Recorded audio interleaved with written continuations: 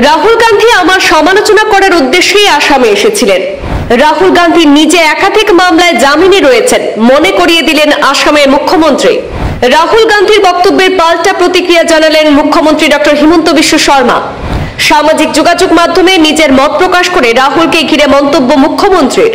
রাহুল গান্ধীর মন্তব্যে উত্তপ্ত আসামের রাজনীতি। আজ বুধবার আসামে এসে মুখ্যমন্ত্রী ডক্টর হিমন্ত বিশ্ব শর্মাকে নিয়ে করা রাহুল গান্ধীর মন্তব্যে রাজ্যের রাজনীতিতে উত্তাপ ছড়িয়েছে। রাজনৈতিক পাল্টা মন্তব্যে সরগরম হয়েছে কংগ্রেস বিজেপি শিবির। মুখ্যমন্ত্রীকে ঘিরে বিতর্কে মুখ খুলেছেন এবার মুখ্যমন্ত্রী ডক্টর হিমন্ত বিশ্ব শর্মা। কংগ্রেস নেতার করা বক্তব্যের জবাবে পাল্টা প্রতিক্রিয়া দিয়েছেন মুখ্যমন্ত্রী হিমন্ত বিশ্ব শর্মা। সামাজিক যোগাযোগ মাধ্যমে হিমন্ত বিশ্ব শর্মা লিখেছেন, রাহুল গান্ধী আমার সমালোচনা করার উদ্দেশ্যে আসামে এসেছিলেন। প্রতিটি সভাতেই আমার নাম বারবার উল্লেখ করেছেন। আমি বিনা দ্বিধায় বলতে পারি আমি কৃতজ্ঞ। আজ আমার রাজনৈতিক মর্যাদা অন্য একটি পর্যায়ে উন্নতি লাভ করেছে, যা কংগ্রেস দলে থাকলে কোনো দিনই সম্ভব হতো না। রাহুল গান্ধী আমাকে সমালোচনার জন্য বেছে নিয়েছেন, তাহলে আমি নিশ্চিতভাবে বলতে পারি যে আমি জনসাধারণের জন্য ভালো কাজ করছি এবং সঠিক পথে এগিয়ে যাচ্ছি। এদিকে অপর একটি পোস্টে মুখ্যমন্ত্রী লিখেছেন, রাহুল গান্ধী দলের বৈঠকে বলেছিলেন হিমন্ত বিশ্ব শর্মাকে জেলে পাঠাবেন।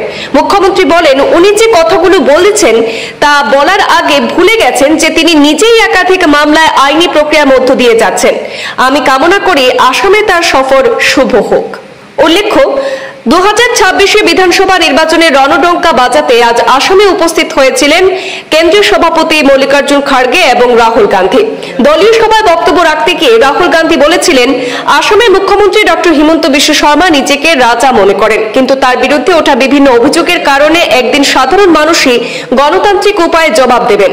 রাহুল গান্ধীর মন্তব্য যে মুখ্যমন্ত্রীর মধ্যে উদ্বেগ রয়েছে, কারণ তিনি জানেন নির্ভীক কংগ্রেস কর্মীরা তাকে রাজনৈতিকভাবে কঠিন প্রশ্নের মুখে ফেলবে। তিনি অভিযোগ করেন, ভারতের নির্বাচন কমিশন এবং বিজেপি একসঙ্গে কাজ করছে এবং তার মতে ভোটার তালিকা সংশোধনের মাধ্যমে মহারাষ্ট্রের নির্বাচনের প্রভাব পড়েছে, আর একই পদ্ধতি বিহার এবং আসামেও প্রয়োগের চেষ্টা হতে পারে বলে তার আশঙ্কা।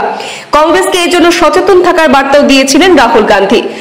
আর আজকের সভায় রাহুল গান্ধীর এই মন্তব্যেরই কড়া জবাব দিয়েছেন এবার মুখ্যমন্ত্রী ডক্টর হিমন্ত বিশ্ব শর্মা।